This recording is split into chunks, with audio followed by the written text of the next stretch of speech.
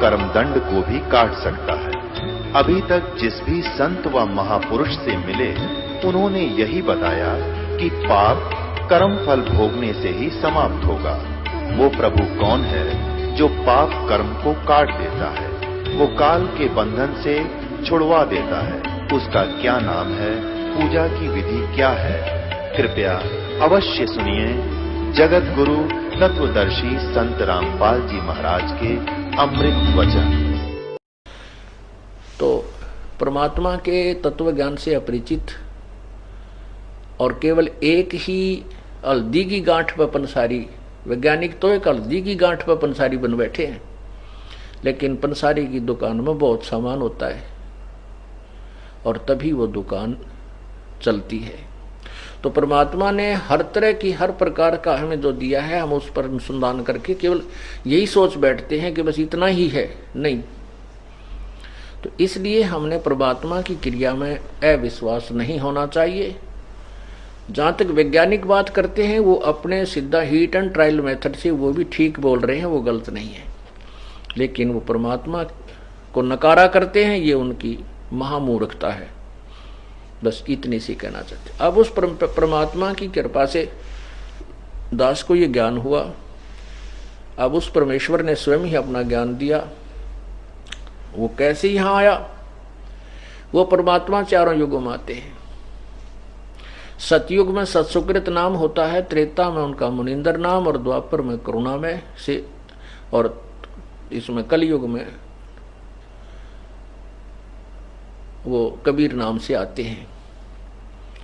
जब वो द्वापर युग में आए थे, उस समय उनका एक शिष्य बना था सुदर्शन, सुपच। सुपच माने हरि, जिसको शेड्यूल कास्ट कहते हैं ऐसे। तो वो सुपच कहते हैं, शेड्यूल कास्ट। सुदर्शन उनका नाम था। तो उस समय वो वाल्मीकि जाति में उत्पन्न हुए थे सुदर्शन जी। और उस समय परमात्मा कबीर जी भी वहां ऐसे ही लीला करके प्रकट हुए थे। और उस समय वो सुदर्शन जी परमात्मा कबीर जी का शिष्य हो गया था। उसके माता पिता ने प्रभु की बात को नहीं स्वीकार किया था।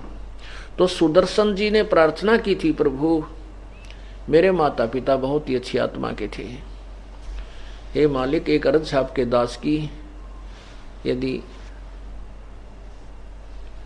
उनको कभी मनुष्य जीवन प्राप्त हो तो अपनी शरण में लेना। परमात्मा ने देखा था कि ये सुदर्शन माँ के माता पिता के मोह में, काल के जाल में फंसेगा, क्योंकि यह मोह भी एक काल की फांसी है। एक दूसरे के प्रति हमारा जो ममता बनी हुई, ये भी काल के फंसाने का एक और रस्सा है। परमात्मा ने सोचा और तो ये निर्मल हो गया, ज्ञान से भी परिचित होगा, लेकिन मोह वाली फांसी इसके अब भी है। तब प्रभु ने कहा कि बेटा तू चिंता मत कर, मैं वचन देता हूं, मैं तेरे प्रॉमिस करता हूं कि तेरे माता पिता को मैं पार करूंगा। फिर वो खुश, वो काल से फिर बिल्कुल हट गया। तब सुदर्शन जी का छुटकारा हुआ।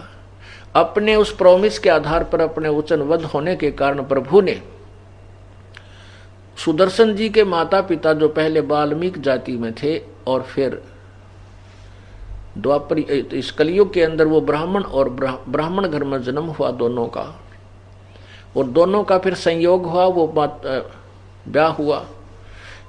उसमें ये उनका जन्म हुआ ब्राह्मण कुल में। गौरी शंकर नाम था उस नीरू का, और सरस्वती नाम था नीमा का। गौरी शंकर एक बहुत ही अच्छे नेक व्यक्ति थे और शिव जी के पुजारी थे। शिव जी की शिव पुराण की कथा करते थे, किसी को गुमराह नहीं करते थे। जो भी पैसा दान दक्षिणा का आ जाता था, किसी से नहीं मांगते थे, कथा करते थे। कथा के उपलक्ष्य में कोई दान कर जाता था, उसी से अपना खाना पीना भी चलाते थे गृहस्थी, और साथ में जो शेष बच जाता था उसको भंडारे में लगा देते थे। दुरुपयोग नहीं करते थे, जोड़ जोड़ के नहीं रखते थे, या बहका कर किसी से पैसा नहीं लेते थे। जिस कारण से पूरी बनारस में, काशी में उनकी बहुत अच्छी छवि थी। और दूसरे जो नकली ब्राह्मण थे वो स्वार्थी लोग थे, वो उनसे ईर्ष्या करते थे, क्योंकि उनके पास लोग ज्यादा जाते थे और उन स्वार्थियों के पास तो कोई फंसा हुआ जाता था। इस कारण से वो ब्राह्मण लोग, दूसरे जो गुरु लोग थे, ब्राह्मण थे, वो उस गौरी शंकर से ईर्ष्या करते थे। इस बात से मुसलमान भी परिचित थे। मुसलमानों को ये पता लग गया कि गौरी शंकर के साथ कोई भी ब्राह्मण गुरु नहीं है, क्योंकि ये गुरु लोग ही जनता को लड़ाकर मारते हैं, यही उनको गुमराह करते हैं, और ये भोली श्रद्धा जनता गुरुओं के ऊपर इतना विश्वास करते हैं, उनके आदेश से वो ना जाने के कर डालते हैं। तो उनको ये मालूम था कि गौरी शंकर के साथ ये गुरु लोग नहीं हैं और ये अकेले हैं। और मुसलमानों को ये भी पता था कि हिंदू धर्म का प्रचार सबसे ज्यादा यही कर रहा है, भगवान शिव की महिमा जगह जगह बताता है। ऐसा सोचकर उन्होंने उस गौरी शंकर को मुसलमान बनाने का इरादा किया। उसके घर पे अपना पानी छिड़क दिया, उसके वस्त्रों पर छिड़क दिया, उसके मुंह में डाल दिया दोनुआ के, और आवाज लगा दी कि भाई ये गौरी शंकर मुसलमान बन गए हैं। उधर से वो गुरु जो नकली ब्राह्मण थे उनको पता चला, वो आए, वहां पर देखा कि ये तो मुसलमान उनके घरों पर पानी छिड़क चुके हैं। तो उन्होंने डंडोरा पिटवा दिया कि गौरी शंकर का हुक्का पानी जो है ना भाईचारा बंद, वो मुसलमान बन गया है, उससे कोई बात नहीं करे, उसको गंगा में स्नान करना बंद। तो इस तरह की सारी प्रतिबंध ला दिए। अब मुसलमानों ने उसका नाम नीरू अली रख दिया, नूर अली, तो उसको नीरू कहने लगे, नूर अली। और सरस्वती का नाम नीमा रख दिया।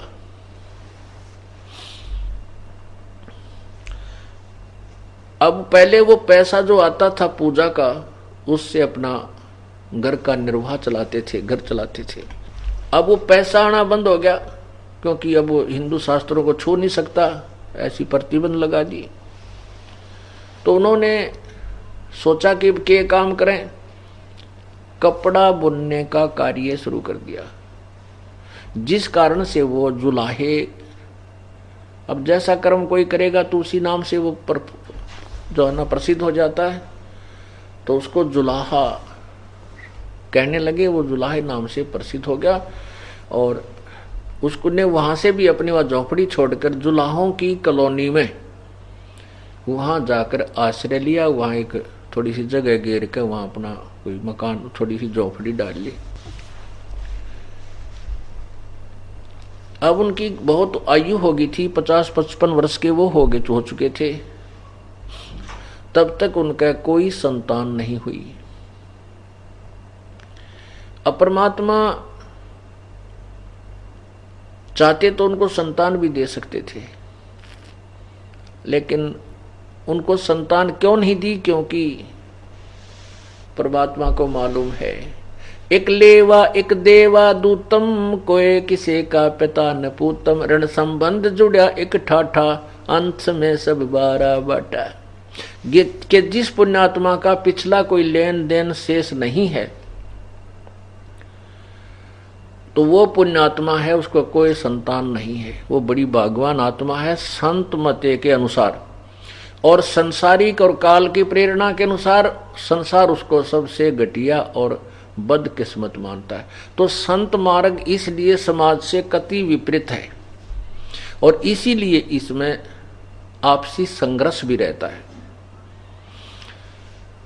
अब ये पुत्र पुत्रियों का हमारे साथ क्या संबंध है, एक कथा सुनाते हैं।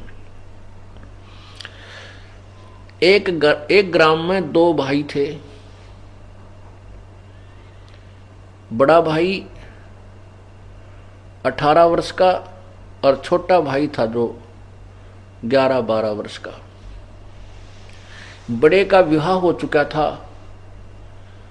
छोटा अनमैरिड था। उनके जमीन बहुत थी, जायदाद बहुत थी, संपत्ति अच्छी थी, 30-40 एकड़ जमीन थी। एक दिन बड़े भाई और उसकी पत्नी के मन में क्या हुआ कि वो छोटा भाई बीमार हो गया। बुखार आ गया, महीने 1.5 महीने 20 दिन वो बुखार ठीक ना होया, मोती जारा निकल आया, वो सूख के चारपाई पे पड़ा सा दिखे थोड़ा सा। वैसे मरने की हालत में नहीं था, कमजोर बहुत हो गया था। माता पिता थे नहीं, मृत्यु को प्राप्त हो चुके थे। तो उस भाई और उसकी पत्नी के मन में क्या दोष आ गया कि ये हमारे पैसे खर्च करवा रहा है, बीमार हो गया और ये मर जाता बढ़िया है, इसको मरवा दिया जाए। अब बीमारी का ही बहाना हो रहा है, लोग ने सोचेंगे बीमार था और सारी संपत्ति अपने को मिल जाए। कहते हैं लालच नीच नकीब है इन फौजा माही, दोनों की एक सलाह होगी। वहां एक वैद्य था, उस वैद्य से मिले जो उसका ट्रीटमेंट कर रहा था। उससे कहा कि तो हम आपको कुछ पैसे दे देंगे, इसको विष दे दे, ये मर जा। तो उसने भी अपने 500-400 रुपये कह दिए, भाई 500 रुपये लूंगा, मैं दे दूंगा विष। वो 500 रुपये उस वैद्य ने लेकर उसको दवाई के रूप में विष दे दिया। वो लड़का मर गया। लड़का मर गया तो कोई बात नहीं, बात खत्म हुई, कोई चर्चा चली नहीं, बीमार था। उठा के कुल के लोगों ने अंतिम संस्कार कर दिया।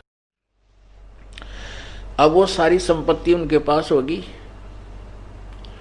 और 1 वर्ष के बाद उनका एक लड़का हो गया, जब तक कोई संतान नहीं थी। अब इकलौता पुत्र और कोई संतान हो ही नहीं। इकलौता पुत्र, उसको खूब खिलावें, बढ़िया आहार करें, करवावें हैं, तो गिने दिनों में वो कुछ ही समय में जवान हो गया। कहने का भाव यह है कि 12, 13, 14 साल का होते ही उसका ब्याह कर दिया। उस लड़के का, अपने बेटे का विवाह कर दिया। विवाह होते ही 6 महीने के बाद, विवाह के 6 महीने के बाद पश्चात वो लड़का बीमार हो गया। वो इतना बीमार हो गया कि उसके पिताजी ने उसके ट्रीटमेंट पर कई हजारों रुपये बर्बाद किए, लगाए। जहां भी जिसने वैद्य बताया वहां गए, महंगे से महंगी दवाई। फिर कहीं झाड़ फूक करने वालों के बारे में बताया, वहां भी गए, लेकिन रोग समाप्त होने का, नष्ट होने का नाम नहीं ले रहा और बीमारी बढ़ती ही जा रही है। दोनों, उस लड़के के माता पिता रो रहे हैं और पैसा भी पानी की तरफ बहा रहे हैं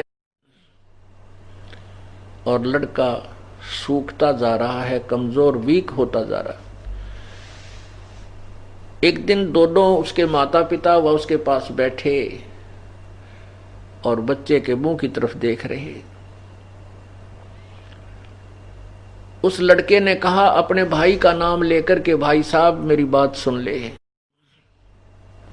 अपने पिता को, उस लड़के ने अपने पिता से कहा कि भाई साहब मेरे आखिरी वचन सुन ले। अब उनको ये पक्का हो गया कि लड़का तो मरेगा, जब हमें पहचान नहीं रहा, मुझे भाई कह रहा है बाप को। तो उसका पिताजी कहने लगा, बेटा मैं भाई नहीं तेरा पिताजी हूं। बोला ना, तू मेरा बाप है। बाप नहीं है, तू मेरा भाई है। तो वो कहता, नहीं बेटा तू पहचान नहीं रहा, मैं तेरा बाप हूं ना, तू मेरा भाई है। सुन ले मेरी बात कि मैं तेरा वो छोटा भाई था जिसको तूने विष देकर मरवाया और कहा भाई साहब मेरा और तेरा हिसाब बराबर हो लिया, अब केवल लकड़ियां का और कफन का पैसा शेष रहता है, मैं तेरा मांगता रह गया। अब उसमें क्या किया कि उसने उस बच्चे के इलाज पर आधी जमीन भी बेच डाली। जो उस लड़के का भाई का हिस्सा था वो खत्म हो चुका था, इतनी जमीन वो बेच कर उस पर ला चुका था। तब उसने सारी कहानी बताई कि मैं तेरा वो छोटे वाला भाई हूं और तेरा पुत्र बनकर आया हूं अपना हिसाब कराने के लिए। तूने मेरी संपत्ति हड़पी थी। और अब मैंने अपना हिसाब बराबर हो लिया तेरा मेरा, अब मैं चलता हूं। और कफन तैयार कर ले, लाकड़ियां की पैसे जो तेरे रह रहे हैं वो कर ले इकट्ठी। तब उसको बड़ी चिंता हुई, भाई उसके भाई को यानी पिता को। कहने लगा, भाई साहब एक बात और सुन ले, मेरी एक शंका का समाधान कर दे। ठीक है, हमने जो दुष्ट कर्म किया हमारा आगा आगी के जिसका बेटा मर जाए संसार में कुछ नहीं रहता, ऐसे काल की प्रेरणा का एक नियम है।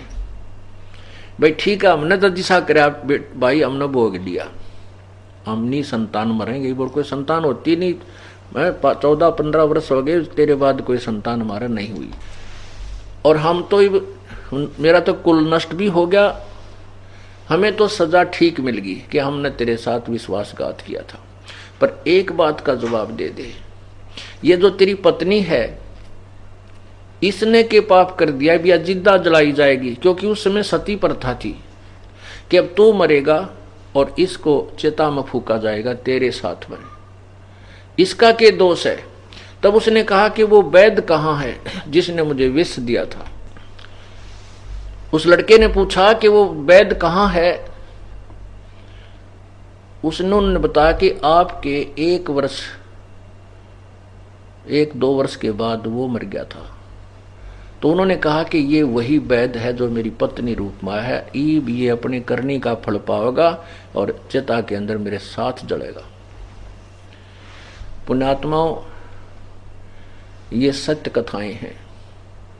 परमात्मा यही बताना चाहते हैं कि एक बेटा बीमार हो जाता है और लाखों रुपये बर्बाद करके मृत्यु को प्राप्त हो जाता, उसका हमने कभी किसी जन्म में खा रखा था, उसको ले रखा था, वो बराबर कर चला। एक लेवा एक देवा दूतम, कोई किसे का पिता न पूतम, ऋण संबंध जुड़ा एक ठाठा, अंत में सब बारा बाटा। पुण्यात्मा, ये घबराना नहीं कि ये पुत्र हो गए फिर तो हमारे ये लड़ यार आगे, बेटी होगी ये भी लेना आगे, कोई बात नहीं, ये तो है, इसमें कोई डाउट नहीं। लेकिन अब हम परमात्मा की पावर से जुड़ गए, इनका लेन देन वो भगवान आसानी से करवाओगा। और इन बच्चों को भी राम नाम मिल गया, आपको भी मिल गया। ये परमात्मा आपके सूली को सूल में कांटे में टालने लग जाएगा, क्योंकि आप परमात्मा की पावर से कनेक्टेड हो गए। जैसे एक तो हम हाथ से सानी काटा करते, पशुओं का जो चारा था एक चक्कर वाला गंडासा होया करे, अब भी है वैसे, सब के तो मोटरें नहीं लगी हैं, तो फिर वो हाथ से ऐसे काटा करते हैं। और एक जना उसमें वो गहरे लाया करता चारा काटने के लिए, उसके प्रणाल से में 1-2 जने लग के, कितने कठिन काम था। और फिर ये अब बिजली का कनेक्शन मिल गया, बटन दाब देते हैं और उठा उठा कर वो चारा उसके डाल लगाते रहते हैं, cut cut cut cut cut कर 1 घंटे के अंदर ढेर लगा देता है। यानी कितना आसान हो गया वो काम। पहले चाकी पीसा करते 1 घंटे तो मंडी रहती बुढ़िया, और कितना 2 किलो नहीं पिस के देता। और अब बटन दाब देते हैं बिजली की पावर से, कोई आटा 1 घंटे में ढेर सारा पीस कर रख देती है। तो ऐसे ही आपको परमात्मा की शक्ति यानी बिजली का कनेक्शन मिल गया। अब ये चिंतित ना होना, अब तो ये तो है, इसमें कोई शक नहीं। बेटा और बेटी हमारे पिछले संस्कार से जुड़े हैं, ये नो डाउट। अब हमने परमात्मा की शक्ति का सहयोग मिल गया है, ये आसानी से निमट जावांगे। हम हमें दुख ना होगा, कष्ट नहीं होगा। कैसे होगा? एक समय एक नगर के बाहर एक आश्रम बना हुआ था।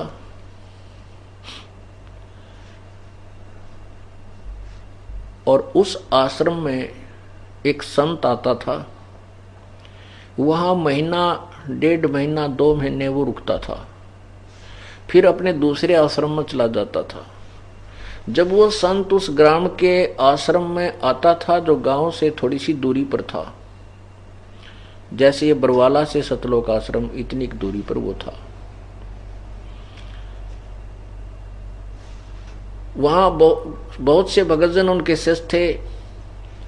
जब संत जी वहां रहने के लिए कुछ दिन आते थे, सटे करते थे, सत्संग सुनाया करते थे, तो उस समय उस गांव के जो शिष्य थे, अनुयायी थे, भगत थे, उन्होंने अपना एक नियम बना रखा था कि एक दिन का भोजन एक व्यक्ति एक दिन का भोजन कराएगा, घर से बनाकर ले जाएगा, और महात्मा जी को और उसके साथ जो 2, 4, 10 शिष्य रहते थे उनको, उनका सबका भोजन वो एक ही घर से जाता था। तो ऐसे वो प्रतिदिन प्रत्येक का नंबर बंधा हुआ था।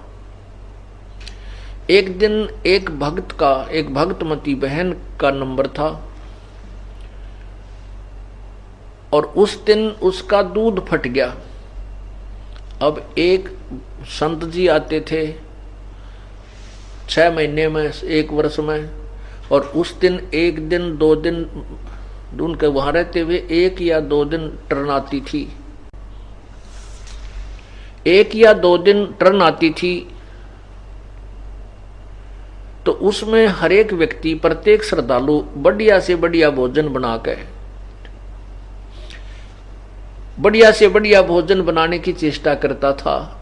तो खीर का भोजन सबसे उत्तम समझते हैं, तो खीर जरूर अवश्य बना के ले जाया करते थे। तो उसने खीर बनानी थी, उधर से उसका दूध फट गया, तो बड़ी चिंतित हुई।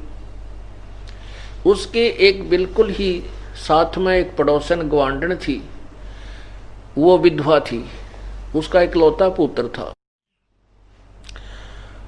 उस बहन जो शिष्या थी भगत संत की, उस भगतमती ने जाक सोचा कि इस पड़ोसन के दूध है, गाय दूध देती है या भैंस जो भी, और इससे दूध उधारा ले लेती हूं, इसको शाम को दे दूंगी। तो उसके पास गई कि बहन कुशल मंगल पूछा। कुशल मंगल, क्योंकि किसी से कोई आइटम मांगने जाता है इंसान पहले भूमिका बनाता है।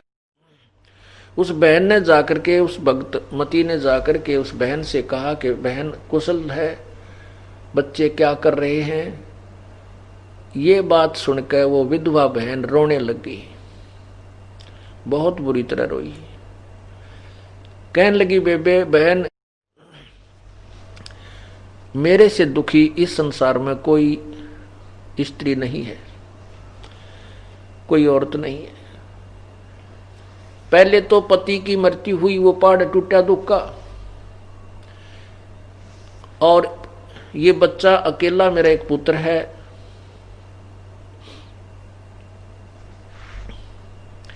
तो मैंने ये सोचा था कि बच्चा भगवान ने एक बालक दे रखा है, इसको पाल पोस कर बड़ा कर दूंगी। इस उद्देश्य से मैंने दूसरी शादी भी नहीं कराई, और ना ही किसी कर्तव्य में मैं पीछे रही, यानी बच्चे को बहुत पिता वाला प्यार भी दिया मैंने। इसने जो भी मेरे से मांगा वो वस्तु जितनी संभव थी मैं इसको देती रही, और ये भी इसके कारण ये बिगड़ गया, जवान हो गया, अब घर से बाहर चला जाता है, मेरी एक बात नहीं मानता, ना बताइए रात ने किस टाइम आकर पड़ा है, और क्यों कहती हूँ तो जवान बेटा है, डर लगे कदे ऊक चूक ना कर जा, उल्टा बोलता है, कति कहे कि नहीं मानता, आज्ञा का पालन नहीं करता। सारी रात उसके दरवाजे की तरफ देखती रहती हूँ, भगवान कोई ऊक चूक ना हो जा। और ये निकम्मा शराब पीने लग गया। नो कह के वह बहुत रोई।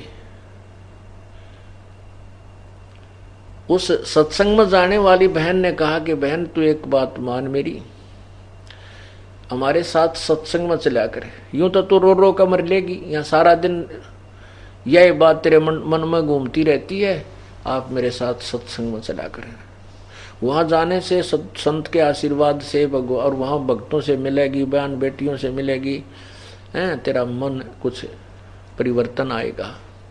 तो वो लड़की कहती है कि वो जो लड़की विधवा थी वो कहने लगी, बहन मैं नहीं जा सकती तुम्हारे साथ, क्योंकि तुम्हारे सिर पे धनी है, तुम्हारे पति जीवित हैं, तुम्हें दुनिया कुछ नहीं कहेगी, और मेरे पति है नहीं, और मैं आगे सत्संग में जाने लगी क्योंकि तुम रात्रि में भी जाते हो, तो जनता ना बने के जाने के मुंह बनावेगी, मेरा तो जीना आराम कर देंगी। तब उस बहन ने काफी समझाई कि वे देख मीराबाई थी, मीराबाई का पति मर गया था, फिर भी वो मंदिर में जाने से, अपनी पूजा से और मंदिर में जाने से रोकी नहीं। और यदि मीराबाई समाज ने देख के भक्ति ना करती तो आज ना जाने की कुतिया बनी फिर वो समाज से संघर्ष करके परमात्मा के मार्ग पर लगी रही, तो परमात्मा ने उसका सहयोग दिया। इसी प्रकार जो भक्त ईश्वर के मार्ग पर संघर्ष करता है उसके साथ भगवान रहेगा, अगर सच्चे दिल तो उसकी तरफ है, उसको बाधा नहीं आने देगा। ठीक है, थोड़ा बहुत संघर्ष जरूर हो जाता है। और कहा बहन अगर तेरे घर में कोई उकचुक होगी, तेरे बेटे की उकचुक होगी, ये समाज कुछ नहीं देगा तुझे। अगर तू अपने बच्चे की भी रक्षा चाहती है, तेरे यहाँ रोने धोने से कुछ नहीं होगा, संत शरण में चल। और प्रभु की कृपा से कहते हैं संत शरण में आने से आई टले बला, और जय मस्तक में सूड़ी होगा काटे में टल जा। तब तो वाने बोली ना बेबे मेरे बस की बात नहीं, मैं नहीं कर सकती, तेरा शुक्रिया करती हूँ आपका जो मुझे शिक्षा दे रही है, बाकी मैं नहीं जा सकती। उस बहन ने कहा बहन मैं तेरे पास एक काम आई थी। तो वो बेटी जो विधवा थी वो कहने लगी बोल बेबे बहन क्या काम है, मैं क्या काम आ सकूं हूँ। कि आज ऐसे ऐसे मैंने गुरुदेव का भंडारा देना था और मेरा दूध फट गया, मुझे दूध उधारा दे दे, तेरा सवेरा दे दूंगी जितना ले जाऊंगी।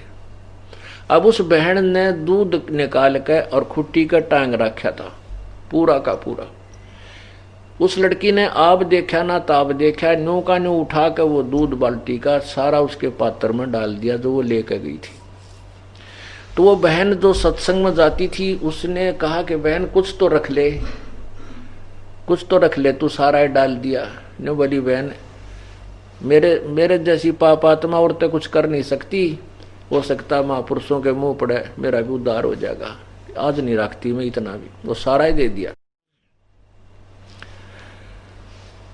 अब वो बहन जो सत्संग में जाती थी वो सोचने पर विवश होगी कि अगर मेरे भी कोई मांगने आ जा दूध, सारा तो मैं भी कौन दूं, थोड़ा बहुत दे दूं, 1-2 गिलास, 2-4 लोटे, 2-4 किलो, सारा नहीं दिया जा सकता। ये तो पुण्य आत्मा है, कुर्बान आत्मा है, ये तो सचमुच हंस है, परंतु ज्ञान बिना दुख पारी है। यह सोचती सोचती वह सत्संग में आएगी, सतगुरु के पास, संतों के पास चलेगी। क्योंकि परमात्मा कबीर जी जब आते हैं अपनी आत्माओं को कुछ भक्ति मार्ग पर लगाए रखने के लिए, वो ऐसे गुप्त आते हैं। वो ना तो अपना यथार्थ नाम बताते हैं, ना ठिकाना बताते हैं, और कहते हैं भाई मैं 6 महीने वहाँ मैंने 200-400 किलोमीटर दूर बता दी, वहाँ मेरा आश्रम है, वहाँ रहता हूँ। फिर 500 और किलोमीटर दूर बताते, फिर वहाँ रहता हूँ। वह कौन जा, पहले पुराने समय में कोई कन्वेंस साधन थे, कोई ना कोई ऐसा टेलीफोन सिस्टम था, पूछ पाछ लें कितके रहे संत, तो ऐसे परमात्मा कल्याण करते फिरा करते थे। तो वो बहन जो सत्संग में जाती थी जिसका दूध फट गया था, वो बहुत विचार करती करती और संत का वो भोजन बना के लेगी, और मन में न्यू रख जाए वो बहन सत्संग में आ जाए तो उसका तो उद्धार होया पड़ा है। घनी अच्छी आत्मा है, बहुत पुण्य आत्मा है। अब पुण्यात्माओं ऐसे पुण्य स्वरूप होता है। अब बहाना बना उस पुण्यात्मा का भोजन परमात्मा तक पहुंचा, उसका अन्न यानी उसका दूध भगवान को भोग लगा, संत भक्तात्माओं ने भी खाया, उससे उसका पुण्य कर्म जुड़ गया परमात्मा से, उसका लिंक रस्सा बंध गया उसके गले में माले काला।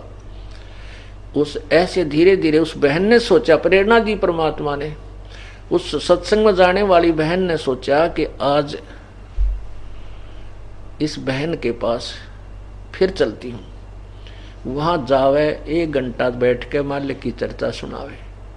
धीरे धीरे 2-3 दिन के बाद उस बहन का मन परिवर्तन हो गया जो विधवा थी। तो उसने एक दिन स्वीकृति देती, बहन मुझे भी ले चल एक दिन सत्संग में। तो वो बहन उसको लेकर के सत्संग में गई, परमात्मा के वचन सुने, उसने तो नाम ले लिया, उपदेश ले लिया। अब उपदेश ले लिया तो फिर उसने कहा कि बहन एक दिन मैं भी भंडारा करना चाहती हूं, गुरुदेव का भोजन देना चाहती हूं,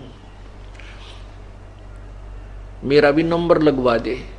अब वो नंबर उनके सबके फिक्स हो रहे थे और कोई देने को तैयार नहीं अपना नंबर। ना भाई मैं मुश्किल से 2 महीने में नंबर आया है और मैं नहीं दे सकती, हम नहीं दे सकते, हम भोजन करावांगे। तो उधर से उस बहन का दोबारा जब टर्न आई, वो कहने लगी बहन डट जा 2-4 दिन, अब के मेरा जो टर्न आएगा उसमें से एक समय का भोजन तू करवा देना। पुण्यात्माओं, वो दिन आया, उस बहन ने उस विधवा बहन को कहा कि आज शाम का भोजन तू बना ले बहन, आप ले आना। तो उसने बड़ी खुशी मनाई और फुल्ली नहीं समावे, सारे चूल्हे लिपे, नहा धोकर स्वच्छ कपड़े पहनकर संत का भोजन तैयार किया,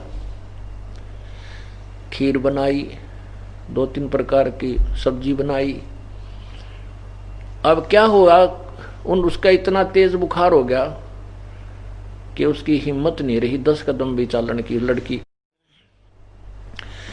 अब वो लड़की अपनी बदकिस्मत को, दुर्भाग्य को कोस रही है, हे भगवान मैं कितनी दुष्ट आत्मा हूं, हाथ पैर जोड़ के तो मैंने टर्न ली भगवान के भंडारे की, और आज यदि मैं ये भंडारा नहीं लेकर गई, वहां संत का भोजन नहीं पहुंचा सकी, तो आगे मुझे कोई भी अपनी ये टर्न नहीं मिलेगी, मुझे सौभाग्य नहीं प्राप्त होगा भविष्य में संत के भोजन कराने का। क्योंकि सत्संगी भाई बहन कहेंगे कि तुम तो बेबे हम भी गुरु जी भूखे रख दिए तने हैं और समय पर भोजन नहीं पहुंचा सकी, आगे तुझे टर्न नहीं मिलेगी।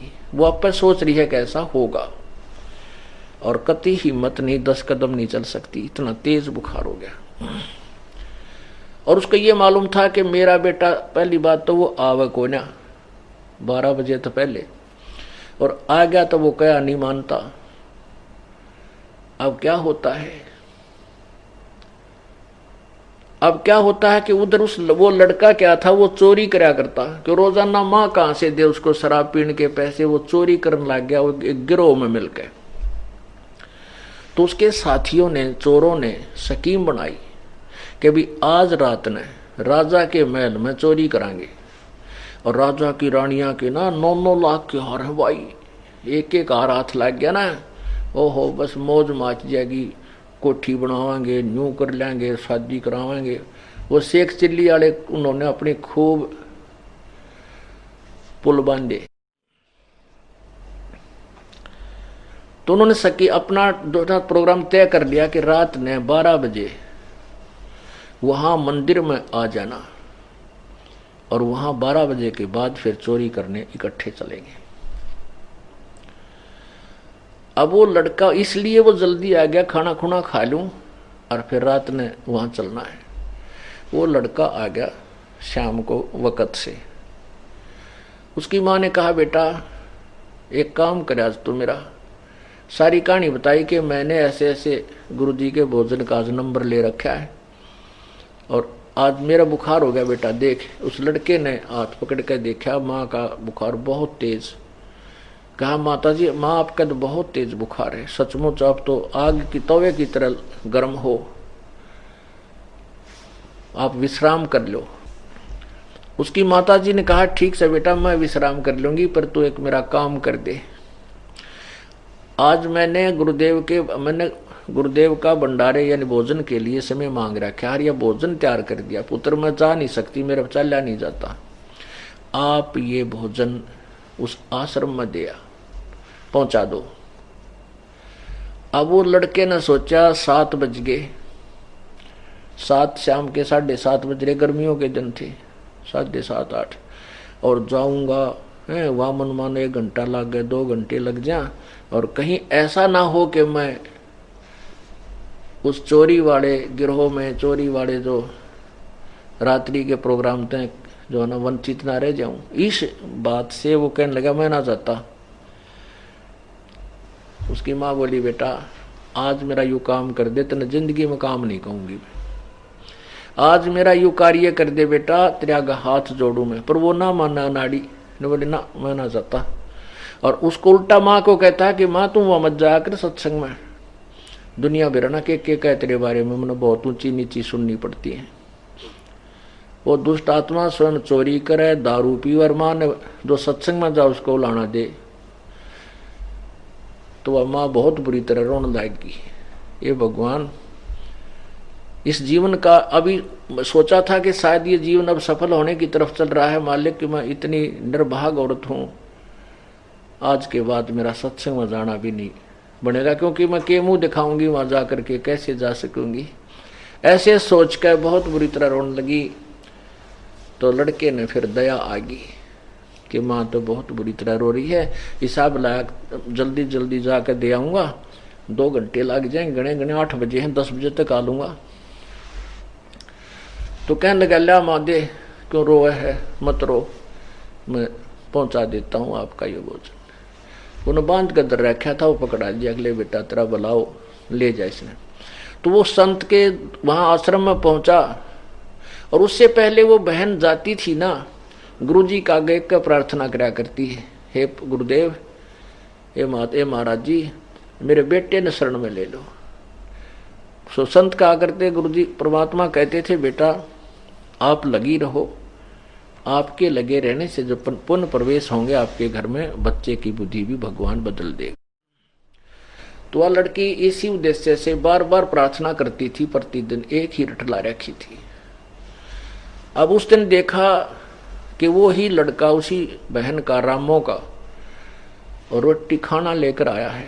तो वहां सेवा करदार और बहन बेटी जो जाते थे भक्त, उन्होंने गुरुदेव से कहा गुरुजी आज तो वो रामो वाला लड़का आ गया, आपने बड़ी दया करी। हे परमात्मा, बेचारी बहुत दुखी थी, गढ़ा निकम्मा बालक था, बिगड़ रहा था, कति शराब पीवे और माँ का क्या नहीं मानना था, आज तो आपकी रजा होगी, ये आपका भोजन लेकर आया है। तो महात्मा ने सोचा वे भगवान तले सुनता ही है कभी ना कभी, जो सच्चे दिल से पुकार करता। अब उन्होंने पूछा भाई महाराज जी कहाँ हैं?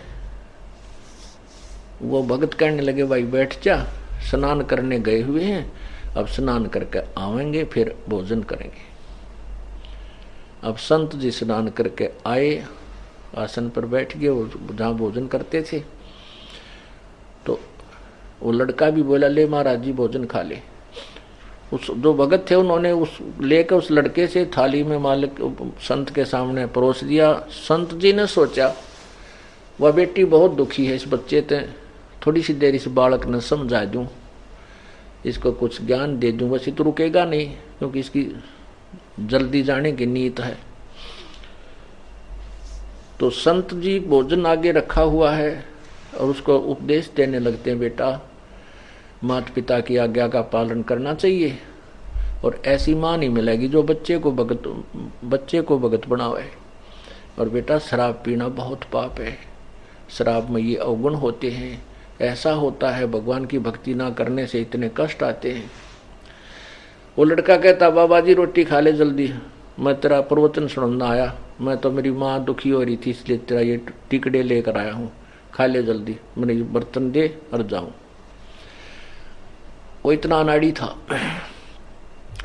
तो वो संत जी मन मन में सोचते हैं भाई वाली बेटी ठीक करो, वही तो कति दुष्ट आत्मा है, इसका तो 1% भी ना शर्म ना लिहाज, बड़े छोटे की भी कोई ना। तो संत जी अपना रोटी खान लागे के माथा मारो डांगर गेला। तो उसने संत जी ने खाना खा लिया। खाना खाने के बाद कहने लगे भाई बर्तन साफ कर दो और इस बच्चे ने दे दो, वो जो दूसरे सेवक वहां रहते थे। वो लड़का बोला, उसने सोची ये आध घंटा धोआ दाई करेंगे, न्यू बोला ला मेरे न्यू के न्यू पकड़ा, मनवार हो से देर होती है। वो यूं के यूं उठा के जूठे साचे बर्तन बांध कर बस सपीटता चल पड़ा। क्यों, उसने तो रात के 12 बजे दिखे थे, वो रानिया के हार दिखे थे नालायक ने। तो वो बहुत जल्दी जल्दी चला आ रहा था रास्ते में उसके पैर में कांटा लग गया, अच्छी लंबी बबूल की का कांटा, यानी वो सूल चल गई पैर के अंदर, घुस गई, पूरी टूट गई अंदर। अब इतना दरपीड़ा होने लगी उसके कि एक पैर से वो लंग करने लग गया, और धीरे धीरे पैर टेकता हुआ एक पैर का एक हिस्सा लंग करने वाले पैर का किता किता टेक के वो चल रहा है। जब वो माँ अपने घर पर पहुंचा तो वो बर्तन जाकर पटक्का मारे और माँ को खरी खोटी सुनाने लगा। वो नालायक कहने लगा कि आज गया था तेरे सत्संग में, बना कर दी बात, गुरुजी ऐसे कर देते हैं, भगवान के दरबार में जानते नो हो जाए, ठीक हो जाए, फलान हो जाए, ये सब बकवाद है। और आज मेरे पैर में कांटा लग गया, वहां गया था, आज पाछा मुंह भी ना करूं तेरे सत्संग का ना, चाहे भूखा मरो तेरा गुरुजी हैं, आज मेरा पैर में कांटा लग गया, मेरा चला भी ना जाता। तो वह माई ने सोचा, ये भगवान देख किसे दुर्भाग्य मेरा, हे परमात्मा इसका यू कांटा भी आज लगना था, ईसा ने को महना मन जान देना आप जावाज के बाद।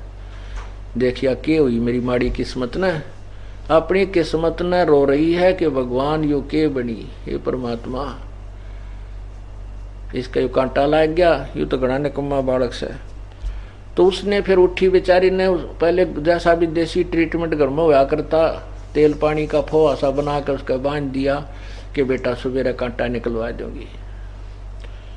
अब दोनों माँ बेटा अब वो जा नहीं सका चोरी करने के लिए कि उस पर चला जाना, भाग्या जाना, वो नहीं जा सका और सारी रात इधर उधर बकवाद करता रहा, माँ ने खड़ी खोटी सुनाता रहा, क्यों उसको तो वो माया दिखा थी चोरी वाली।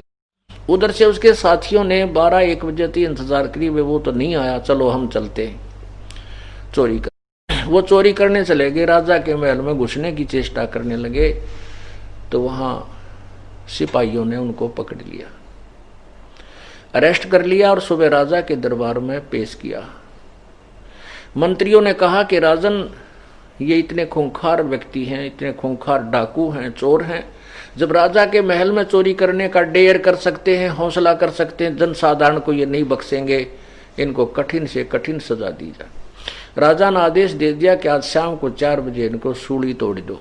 पहले सूली कैसे तोड़ते थे कि एक लंबा सा ताकू तार, एक सरिया सा होता था एक सूत का, और उसको ऊपर से बहुत पहना नुकीला भाले की तरह कर देते थे और एक लकड़ की चकली के ऊपर रख देते थे, उसको फिक्स कर देते थे, और उस चकली के ऊपर एक और गोल गोल सा चक्कर लकड़ का, उसके ऊपर व्यक्ति को बांध देते थे, ना तो उठ कर बाज ले, उसके ऊपर बांध देते थे, ऊपर वाले फट्टे पे बैठा देते थे चक्री, गोल गोल चक्री पे, और नीचे वाले में एक भाला कम से कम 3 फुट का वो लोहे का नीचे वाले पर होता था, और उसको फिर ऊपर से छोड़ देते थे।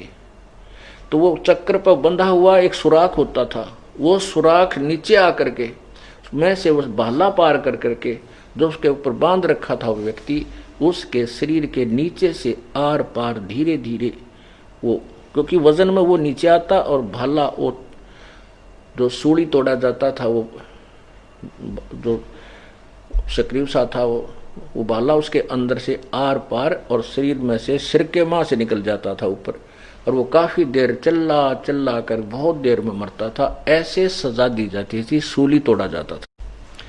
इसको सूली की सजा कहा करते। उससे पहले उन्होंने क्या किया कि इसको, इन सभी को पूरे नगर में घुमा दो, इनका काला मुंह करो, और आगे एक ढोल बजाने वाला चलता था। वो एक किस्म का ढोल ऐसा होता था, उससे नागरिक समझ जाते थे कि आज किसी को सजा दी जाएगी, और उनको उस ढोल वाले के पीछे पीछे सैनिक लेकर चलते थे जिसको सजा देनी होती थी। तो वो गांव नगर में एक चारों तरफ गली गलियों में घुमाते थे। तो उन 4-5 जो उनके साथी थे उस लड़के के, उनको सजा दे देगी, 4 बजे सूली तोड़ा जाएगा और अब इनको सब ग्राम में घुमा लो। तो सुबह सुबह 8-9 बजे 10 बजे सी उनको पूरे नगर में का गुमान लग रहे, वो ढोल बाजता हुआ चल रहा है। तो उस समय सभी ग्रामीण अपने अपने घरों से बाहर निकलकर देखा करते आज किसको क्या सजा मिलेगी, कौन है जिसको आज सूली की सजा मिलेगी। तो उसकी मां ने सुबेरा उस लड़का जो उन चोरों का साथी था, उस विधवा बहन का पुत्र था जिसको कांटा लग गया था, तो मां ने सुबेरे उठकर वो कांटा निकाल दिया। उसके बाद जब वो ढोल बजता हुआ आया, दोनों मां बेटा घर से बाहर निकलकर गली में खड़े हो गए। जब वो गली में से निकले, उसके साथी उस लड़के ने पहचान लिए। वो पुलिस वाले उनका डंडे मारे और कहें आवाज लगाओ। वो क्या कहते, हम चोर हैं। क्या बोल रहे हैं, हम चोर हैं, हम चोरी करते हैं, हम पापी हैं। आज रात्रि में हम राजा के चोरी करने गए थे, उसके प्रतिफल में आज 4 बजे सूली तोड़ा जाएगा। कोई सुनता हो तो कोई भी चोरी ना करियो, कोई पाप ना करियो। नो करते हुए जा रहे हैं और पुलिस वाले उनका डंडे मारते हुए चल रहे। जब उस लड़के ने देखा कि तो मेरे वाले साथी हैं और वो आगे को चले गए, वो तो कहते कहते। अब मां अपने अंदर आकर काम लागी। अब वो लड़का बहुत सतब्ध रह गया। वो तेरा गजब हुई, आज तो तू भी सूली टूट जाता, आज तेरी मृत्यु थी। यदि तू ये तेरा कांटा ना लगता तो आज तेरी भी मृत्यु थी। अब पुण्यात्माओं, जब तक मृत्यु ना दिखती ना, इतने ये इंसान बकवास बहुत करे, और जब मौत दिखाई दे इसका कति पसीने छूट जाते हैं, कोई भी चाहे राष्ट्रपति क्यों ना हो। तो उसने सोचा, उस समय इसका सारी बात याद आई, तो अंदर आके अपनी मां से बोला, मां रोने लग गया बुरी तरह। क्या हो गया बेटा? अपनी मां के सीने से चिपट गया और रोए रोए। उसकी मां बोली, बेटा क्यों रोए है? अब तक कांटा भी निकलवा दिया तेरा, क्या पीड़ा है मेरे चांद बताइए। ने बोला, मां बुलाओ तेरे गुरु जी का और बुलाओ तेरे सत्संग का, उसका भोजन लेकर गया तेरे संत का। और मुझे अगर कल कांटा ना लगता, ये मां तेरा बेटा नहीं था, तेरा बेटा आज सूली टूट जाता। हे मां, तू किसके सहारे रहती? मतलब उस समय इतनी मार्मिक बातें कह रहा हुआ, मां भी रोने लगी। अग बेटा, मेरा बेटा क्यों सूली टूटे? सूली टूटने वो चोर जो चोरी करते हैं, मेरा बेटा चोर थोड़ा ही है। उन्होंने बोला, मां हाँ तेरा बेटा चोर भी हो गया था, मां मैं इनके साथ जाना था और इसी कारण से मैं आपके संत की रोटी नहीं देने जाऊं था, कहीं मैं पीछे ना रह जाऊं। और जब कल मेरा सूली या सूल ना लगती, कांटा नहीं लगता, मां तेरा बेटा नहीं था। तब वो मां ने कह रही, नकम्मे चल शराब तो तू पिया करता, अरे दुष्ट तो चोरी भी करने लग गया था। हाँ मां कति गिर गया था मैं, और कान पकड़ता हूं दोनों, आज के बाद कोई बुराई नहीं करूंगा और अपनी मां के साथ सत्संग में जाया करूंगा। बोलो सतगुरुदेव। तो परमात्मा कहते हैं, बंदी छोड़ अपनी महिमा। आप बताते हैं कि संत शरण में आने से आई टले बला, और जय मस्तक में सूड़ी होगा कांटे में टल जा। तो पुण्यात्माओं, नीरू नीमा का कोई संतान नहीं थी और परमात्मा उन्हें संतान नहीं देना चाहते थे कि ये समस्या और बढ़ जाएगी। नहीं तो उनको क्या देर लगे संतान देने में, वो तो ढेर ला दें, हाथ जुड़वा दें, इतनी संतान दे दें। तो परमात्मा ने उनको संतान नहीं दी, स्वयं ही संतान रूप में वहां लहर तारा तालाब में कमल के फूल पर प्रकट हो गए, एक नवजात शिशु का रूप धारण करके।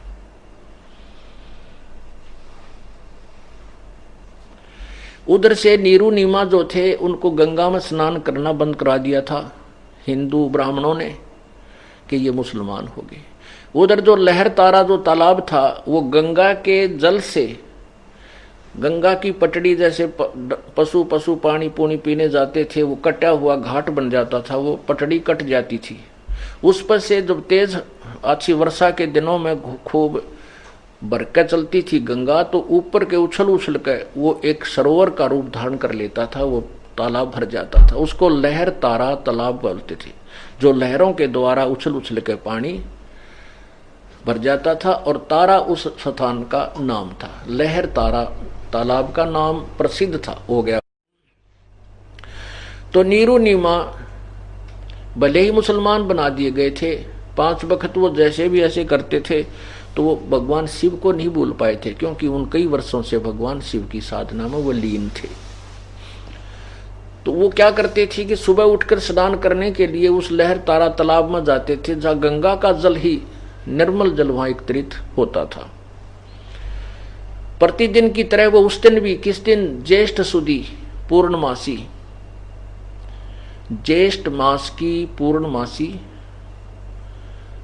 और संवत 1455 सन 1398 वो वहां वो जा रहे थे स्नान करने के लिए सुबह सुबह ब्रह्म मुहूर्त में। ब्रह्म मुहूर्त का अर्थ होता है सूर्य अस्त होने से, सूर्य उदय होने से 1.5 घंटा पूर्व का समय ब्रह्म मुहूर्त कहलाता है। तो सुबह उठकर स्नान करने के लिए प्रस्थान किया, और उनकी झोंपड़ी से लहर तारा तालाब लगभग 4 किलोमीटर की दूरी पर था।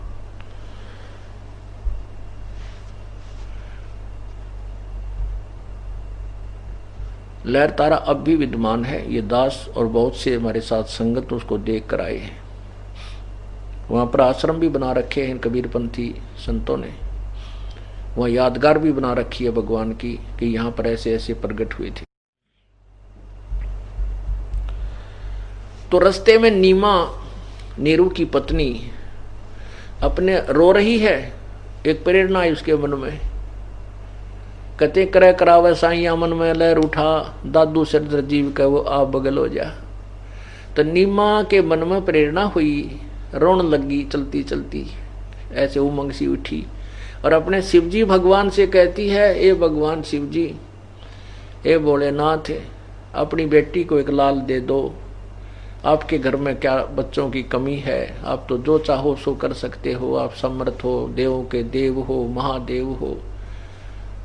ऐसे कहकर वह बहुत फूट फूट कर रो रही थी।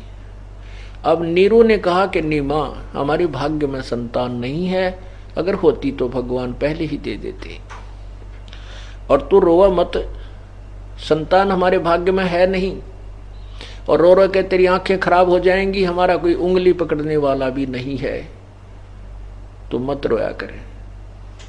ऐसे बातें करते कराते वो लहर तारा तालाब पर पहुंच गए। उससे पहले क्या किया कि एक रामानंद जी महापुरुष, ऋषि महर्षि रामानंद जी ब्राह्मण, उस काशी के अंदर बहुत प्रसिद्ध हो गए थे। उन्होंने अपने अलग से एक संस्था तैयार की थी, और वो कहते थे कि मैं वेदों और गीता के अनुसार साधना बताता हूं और साधना मत करो। ऐसे उसने एक बहुत बड़ी संस्था, यानी बहुत बड़े चेले बना रखे थे जो प्रचार किया करते ऋषि। एक उन्हीं में से 1400 ऋषि शिष्य बना रखे थे जो प्रचार किया करते थे रामानंद जी की थ्योरी का, सिद्धांत का। वेदों और गीता और पुराणों को वो सत्य मानते थे। एक अष्टानंद नाम के ऋषि थे जो उनके शिष्य थे रामानंद जी के। वो प्रतिदिन उसी लहर तारा तालाब पर उस स्वच्छ जल में स्नान करके उस एकांत स्थान पर कुछ देर वो साधना किया करते थे। प्रतिदिन की तरह वो भी उस दिन वहां गए हुए थे। कौन? अष्टानंद। अष्टानंद जी ने स्नान किया। स्नान करके अपना एक आसन बिछाकर चद्दर सी घास के ऊपर, जेठ का महीना, ज्येष्ठ मास, सुबह सुबह बहुत सुहानी सी लहर, और तालाब के पास तो एक विशेष ठंडक सी होती है, वहां बैठ करके वो अपनी साधना करने लगा।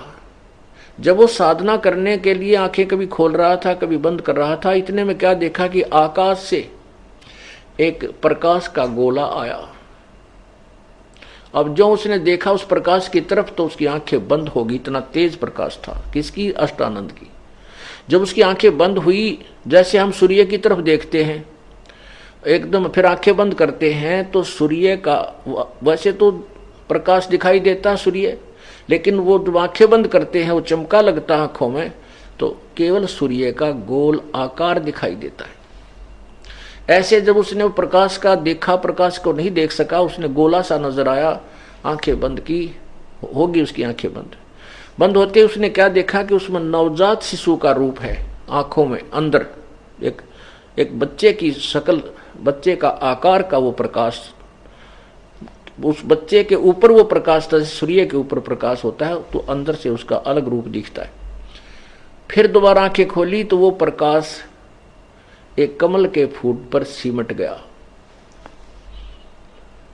और अष्टानंद जी को आंखों के सामने एक बालक दिखाई दे रहा। अब उसको वो लहर तारा तालाब के ऊपर बालक नहीं दिख रहा, उसने तो चमकिया जो उस परमात्मा के शरीर पर जो तेज था, उस तेज से उसकी आंखें चुंधी आ गई, बंद होगी। बंद होते ही वो बच्चे का आकार उसको अपनी आंखों में नजर आ रहा था। तो उसने सोचा ये क्या चमत्कार हुआ, मेरी भक्ति का चमत्कार है या कोई मेरी भ्रमणा है। उसने साधना भी त्याग दी कि गुरु जी से पूछता हूं आज जाकर के ये क्या कहानी है। वो तो आ गया रामानंद जी के पास।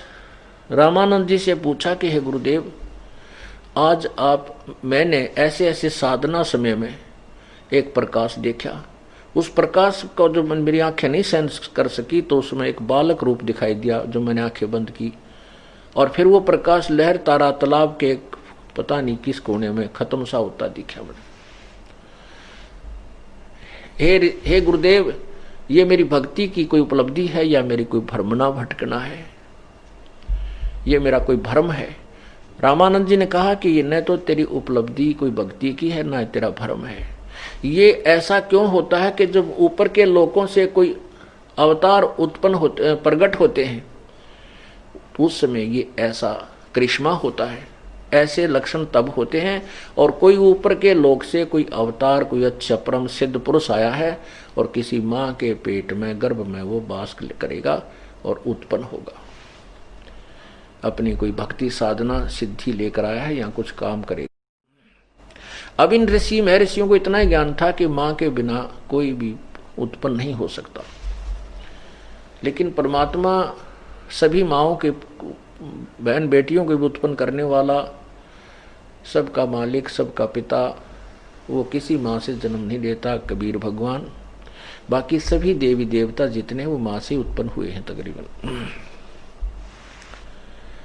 उधर से नीरू नीमा वहां पहुंच गए तालाब पर। पहले नीरू ने स्नान किया, ना नीमा ने स्नान किया। स्नान करके वो बाहर आई। नीरू स्नान करने के लिए तालाब में प्रवेश कर गया। नीमा ने फिर थोड़ी देर के बाद क्या हुआ कि अपना जो कपड़ा शरीर पर लपेट कर वो स्नान किया था उसको धोने के लिए वो पुनः जब उस तालाब के सरोवर के किनारे पर गई, तब तक ये रोशनी भी सूर्य की कुछ होने लगी थी, यानी प्रकाश सा होने लग गया था। और सुबह का प्रकाश शीघ्र हो जाता है। जब वो स्नान करके आई तब तक तो इतना अंधेरा सा था। जब वो दोबारा 10-20 मिनट में कपड़ा धोने के लिए वापस गई और नीरू अपने से पानी छड़क छड़क कर नहा रहा था और इतने पानी में सरोवर में प्रवेश था, यानी छाती तक पानी में प्रवेश था लगभग। और ऐसे स्नान कर रहा था, धूप की गोते लगा कर ऊपर आ रहा था। अब नीमा उस कपड़े को धोने के लिए पुनर्किनारे पर पहुंची तो सामने क्या देखा कि परमात्मा ने नवजात शिशु रूप बना रखा था। एक पैर के अंगूठे को मुख में देकर चूस रहे थे और दूसरे को ऐसे हिला रहे थे पैर को। अब नीमा ने वो हिलता हुआ पैर देखा तो जाना कि कोई सर्प है, कोई सर्प है और ये ऐसे करता हुआ अपने फन को हिला रहा है और कहीं मेरे पति को ना डस ले। इस दृष्टिकोण से, इस डर से उसने ध्यान से देखा तो क्या देखती है कि वो सर्प नहीं है, वो तो एक नवजात शिशु कमल के फूल पर लेटा हुआ है। अब नीमा ने जोर जोर से कहा कि देखियो जी, देखियो जी, देखना भगत जी, सामने कमल के फूल पर बच्चा है, उसको उठाइयो, बालक को उठाना, बालक को, डूबेगा डूबेगा। अब नीरू ने सोचा या नीमा तो कति बावड़ी होगी बच्चा के मुंह में। अब वो ऐसे स्नान करता करता कहता है, नीमा तेरे को मैंने बहुत बार कहा है, तू पागल हो चुकी है, तुझे अब जल में भी बच्चे दिखने लगे, अब तुझे सरोवर में भी बालक दिखाई देने लगे, तू दिखे मेंटल होएगी। वो कहती है नहीं जी मैं सच कहती हूँ, देखो देखो देख वो सामने बच्चा डूब गया। अब उसने सोचा भी इसकी आवाज में बहुत कसक है, देखते लो या कहाँ बच्चा बता रही है।